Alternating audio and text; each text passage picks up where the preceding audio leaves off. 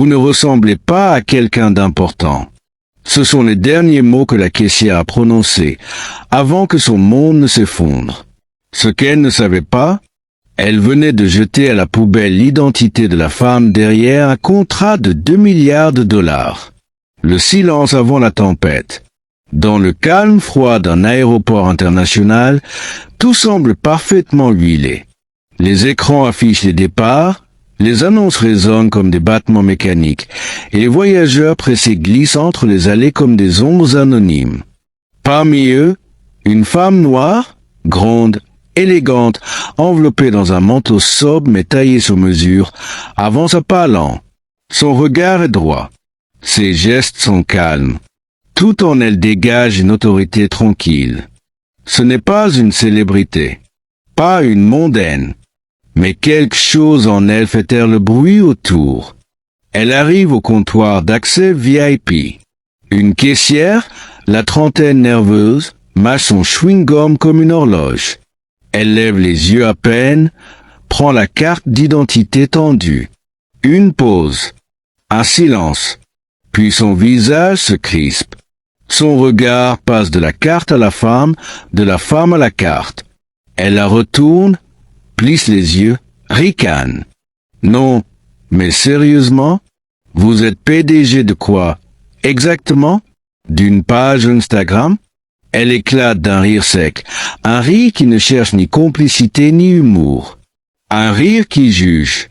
Et d'un geste aussi rapide que dédaigné, elle jette la carte dans la corbeille en plastique bleu, à côté de son siège. Abattement. Un frisson dans l'air. La femme ne dit rien. Elle reste là, droite, les yeux plantés dans ceux de la caissière. Pas de cri, pas de plainte. Mais dans ce regard, il y a toute l'histoire. Celle des humiliations silencieuses, des compétences niées, des identités effacées. Elle respire. Une seule fois, puis recule lentement. Et pendant que la caissière retourne à son écran, satisfaite d'avoir, croit-elle, remis quelqu'un à sa place, elle ne se doute pas qu'en réalité, elle vient de tout perdre. Car cette femme, cette inconnue à l'élégance tranquille, s'appelle Maïssa Lenoir. Et dans exactement 35 minutes, elle devait signer le partenariat le plus stratégique de la décennie. Un contrat de 2,1 milliards de dollars. Un deal qui allait redessiner la carte technologique de l'Afrique et de l'Amérique du Nord. Mais maintenant, ce partenariat n'existera plus. Les racines du silence. Le monde ne s'écroule pas toujours dans un vacarme. Parfois, il s'effondre dans un silence étouffé, entre une corbeille en plastique et une moquette trop propre. Maïssa ne ramasse pas sa carte. Elle ne dit pas un mot. Elle ne supplie pas. Elle ne justifie rien. Elle recule. Un pas, puis deux. Et dans ce recul, il y a plus de dignité que dans tous les salons du pouvoir réunis. Elle sort son téléphone. Son doigt glisse sur l'écran. Aucun tremblement. Aucune précipitation. Une voix décroche. Elle ne dit que 3 mots, dans un murmure plus tranchant que le verre. On annule tout. À l'autre bout du fil, la nouvelle foudroie un conseil d'administration. Un homme lâche son stylo. Un autre renverse son café sur des documents classés confidentiels. L'information circule comme un virus dans une pièce trop climatisée. Le partenariat tombe. Et avec lui, des années de négociations. Mais Maïssa, elle ne regarde même pas en arrière. Son regard se perd un instant dans les baies vitrées de l'aéroport. Dehors, le ciel est d'un bleu amer. Elle pense, non pas à l'argent perdu, ni aux articles qui ne paraîtront jamais. Elle pense à la petite fille qu'elle était, qui rêvait de bâtir un empire en silence, parce qu'elle avait compris très tôt. Le monde n'écoute pas les voix noires, mais il tremble devant leur silence. Ce partenariat, elle l'avait porté seule. De l'idée à l'algorithme, de la levée de fonds à la dernière signature. Mais aujourd'hui, une femme derrière un comptoir avait décidé qu'elle n'en avait pas l'air. Et c'est là, dans cette absurdité glaçante, que Maïssa voit le vrai visage du système. Non pas un monstre, mais une banalité blessante, le refus de croire qu'une femme noire puisse tenir entre ses mains le pouvoir de changer le monde. Le poids d'un regard. Le hall est vaste, le sol luisant, l'air saturé d'indifférence. Maïssa s'éloigne lentement du comptoir, mais elle ne disparaît pas. Elle reste à portée de regard. Elle observe, elle attend. Pas un mot, juste sa présence. Inconfortable, incompréhensible, inébranlable. La caissière, elle, a déjà tourné la page. Elle pianote sur son clavier, mâchouille toujours son chewing-gum. Pour elle, ce n'était qu'un détail, un moment sans conséquence dans une journée banale. Mais voilà que quelqu'un d'autre s'approche du comptoir. Un homme, blanc, costume italien, montre en or, sourire automatique, même type de billet, même ligne VIP, même destination. La caissière se redresse instantanément. Sa posture change, son visage s'adoucit. Elle lui adresse un sourire qui n'était pas réservé à Maïssa. « Bonjour, monsieur. Laissez-moi vérifier ça pour vous. » Elle prend sa carte d'identité sans hésitation, sans commentaire. Elle l'a scannée. Elle l'approuve. En 30 secondes, l'homme est passé. Validé. Honoré. Accueilli. Et c'est là que ça se passe. Maïssa et la caissière se croisent à nouveau du regard. Ce n'est pas un regard de haine, pas un cri, pas une menace. C'est pire, c'est le regard d'une femme qui sait, qui a tout vu, tout compris, et qui n'a pas besoin de le dire. Un regard lourd de vérité, tellement puissant qu'il fait baisser les yeux à la caissière sans qu'elle comprenne pourquoi. Car ce que ce regard lui renvoie, ce n'est pas la colère d'une cliente. C'est la mémoire d'une injustice qu'aucune caméra ne filmera, mais que le monde paiera, lentement et sûrement. Maïssa détourne alors les yeux. Elle ne cherche ni excuse, ni revanche. Elle vient d'ouvrir une faille, et cette faille va tout engloutir. L'effet domino. Il est 16h10. À l'étage supérieur d'une tour vitrée en plein cœur de Manhattan, la salle de conférence est étrangement calme. Les bouteilles d'eau sont alignées, les documents sont imprimés, les stylos Manblank attendent la signature du siècle. Une assistante ajuste le projecteur. Un conseiller en stratégie vérifie une dernière fois les chiffres du deal. Tout est prêt. Tout, sauf elle. Maïssa Lenoir n'est pas là. Sur le tableau d'affichage, une notification clignote. Maïssa, appel manqué. 15h58. Un silence plane. Un silence que les murs en verre ne parviennent plus à dissimuler.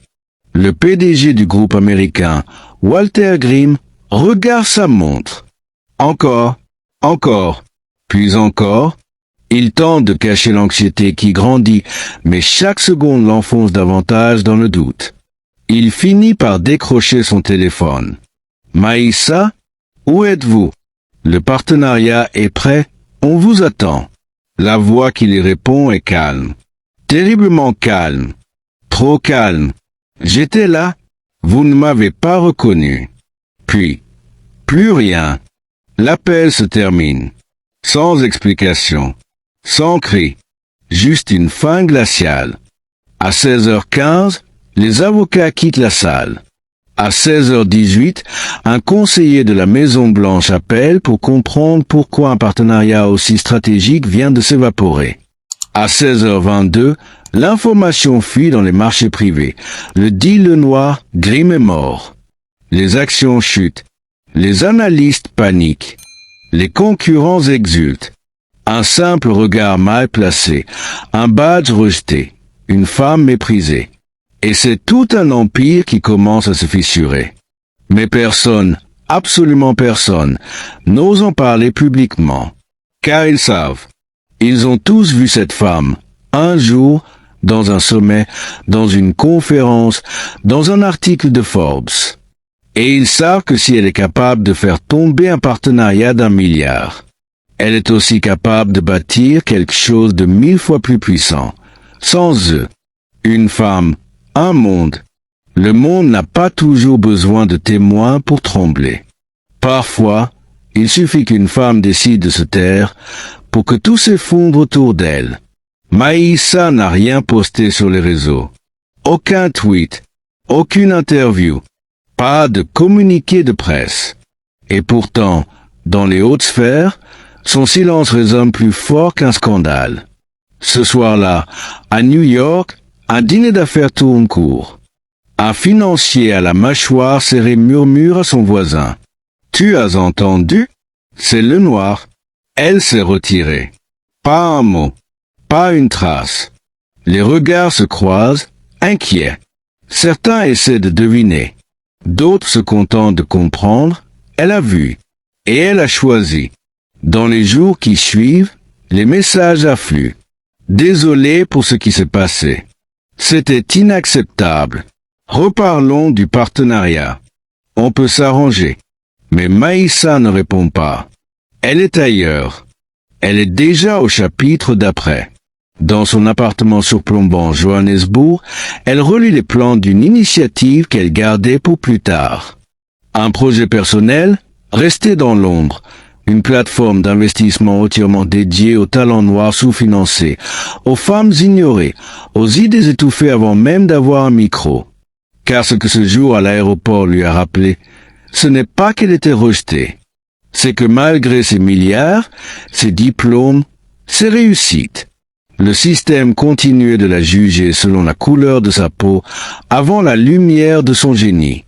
Et si c'était le cas pour elle, alors qu'arrive-t-il à celle qui n'ont ni fortune, ni visibilité?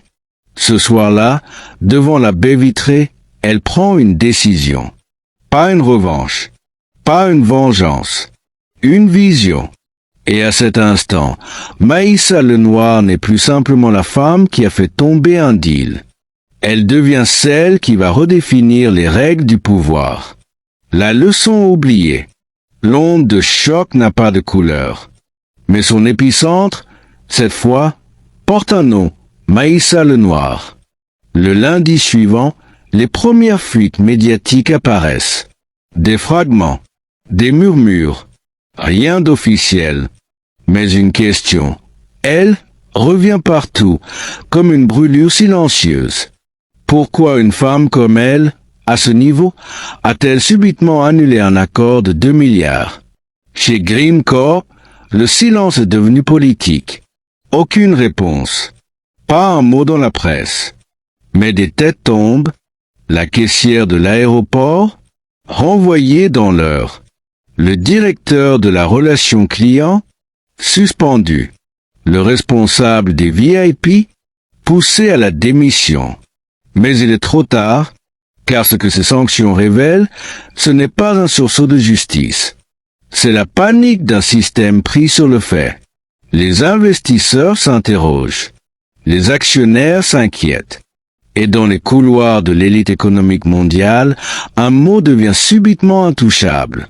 Maïssa. On ne parle plus d'elle à voix haute. On la mentionne à demi-mot, comme une entité qu'on ne comprend pas mais qu'il faut respecter. Car désormais, elle n'appartient plus à un marché. Elle représente un mouvement. Pendant ce temps, dans les universités, dans les écoles de commerce, dans les incubateurs de start-up, son nom circule comme une légende. Des étudiantes noires l'évoquent comme un phare. Des jeunes créateurs citent son silence comme une révolution non dite. Et au sein de la société, une vérité brute commence à émerger. Ce n'est pas aux opprimés de prouver leur valeur, c'est aux puissants d'apprendre à les reconnaître. Mais cette leçon, ils l'avaient oubliée. Et maintenant qu'elle est revenue frapper à leur porte, c'est tout un monde qui commence à trembler. Le triomphe du silence. Le monde continue de tourner. Les avions décollent. Les contrats se signent. Les médias passent à un autre scandale. Mais quelque chose a changé. Un frémissement. Un vide. Comme si une note manquait à la partition du pouvoir. Et ce vide porte un nom que personne n'ose plus prononcer à la légère. Maïssa Lenoir. Elle n'est jamais revenue sur l'incident. Elle n'a donné aucune interview. Elle n'a réclamé ni excuse ni rattrapage. Parce que là où certains réclament justice à voix haute, elle construit la sienne en silence. Sur un autre continent, à Nairobi, une tour s'élève, sobre, élégante, intelligente. Un campus autonome, financé anonymement, abrite déjà des dizaines de jeunes entrepreneurs africains. Tous ont une chose en commun. Ils ont été refusés ailleurs. Et ici, on leur a donné les clés. Pas des miettes. Les clés. Dans ce même bâtiment, une salle n'a pas de nom. Pas de titre. Juste une phrase, gravée discrètement sur le verre. Le silence est un cri que seuls les puissants savent entendre. À l'intérieur, une femme passe parfois. Silhouette discrète, regard profond, sourire rare. Les élèves ne la reconnaissent pas toujours. Mais ils sentent, ils savent. Et lorsque, plus tard, ces jeunes deviendront à leur tour des piliers d'un nouveau monde. Ils n'auront peut-être jamais connu l'histoire complète. Ils n'auront pas vu la carte rejetée, ni l'avion raté, ni l'arrogance derrière un guichet. Mais ils marcheront dans les pas d'une femme qui, un jour, a préféré se taire, pour que des milliers d'autres puissent parler. Et c'est ainsi que Maïssa Lenoir est entrée dans l'histoire. Sans bruit, sans vengeance, mais avec une telle précision que même le silence a dû s'incliner. Quand le silence écrit l'histoire, il existe des histoires que l'on crie, des luttes que l'on manifeste, des révoltes que l'on filme. Et puis, il y a celles qui ne font pas de bruit, celles qui n'ont pas besoin de caméra, ni de micro, ni de foule, parce qu'elles vivent dans les silences pleins, les regards qui transpercent, les absences qui crient plus fort que les présences. L'histoire de Maïssa Lenoir n'est pas un conte de fées. Elle n'a pas de méchants clairement désignés, ni de héros applaudis par la foule. C'est une fable moderne, réelle, tranchante, où la dignité devient arme, où un regard volé dans un aéroport peut faire vaciller des empires. Ce que l'on a voulu lui refuser, un siège, un respect, une reconnaissance. Elle a transformé en force silencieuse, implacable, fertile. Et ce jour-là, ce n'est pas une femme qui a été humiliée. C'est tout un système qui s'est dévoilé, dans son hypocrisie, dans sa cécité. Mais Maïssa n'a pas riposté comme il attendait. Elle n'a pas levé le poing. Elle n'a pas crié vengeance. Elle a semé. Et de cette graine silencieuse est née une génération nouvelle. Une révolution sans drapeau, où les voix longtemps ignorées construisent leur empire. Non pas pour prouver leur valeur, mais pour ne plus jamais demander la permission d'exister. Car dans ce monde, certains prennent le pouvoir, d'autres le conquièrent. Mais les plus rares et les plus puissants sont ceux qui le redéfinissent. Maïssa Lenoir de cela. Pas une reine de papier, pas une figure de mode, mais une architecte de l'invisible. Une femme dont le silence n'a pas seulement brisé un contrat, il a ouvert une ère,